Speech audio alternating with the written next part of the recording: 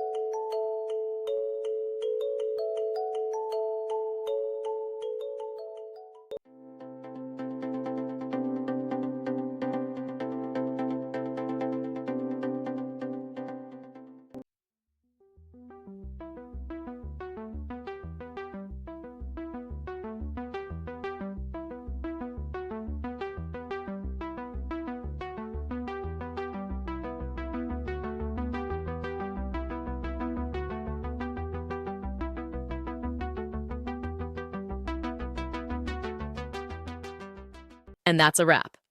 I hope you found the answer you were looking for. If you did, take a second to hit that subscribe button. It really helps out. And let me know in the comments which solution worked best for you. See you next time in the debug zone.